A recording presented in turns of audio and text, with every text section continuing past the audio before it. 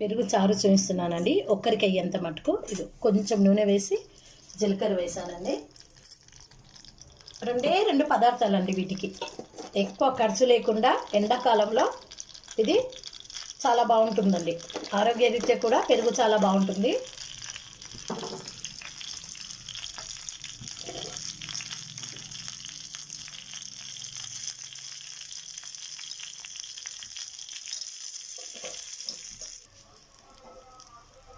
Gas off వేస్తున్నాను.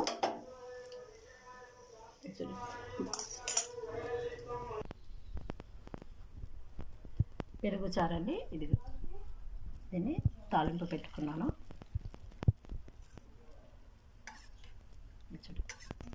ఇప్పుడు ఇందులోకి బూందీ చేసి పెట్టుకున్న బూందీని వేస్తున్నానండి.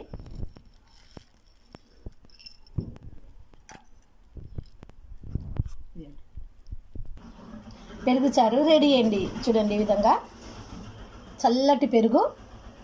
మధ్యాహ్నం పూట పిల్లలు స్కూల్ నుంచి రాగానే ఇలా చేసి ఇవ్వండి, చాలా బాగుంటుంది. Thank you. ఈ వీడియో నచ్చినట్లయితే లైక్ చేయండి, షేర్ చేయండి, సబ్స్క్రైబ్ చేయండి, బెల్ బటన్ నొక్కండి. నెక్స్ట్ వీడియోలో కలుస్తాను. Chief and best.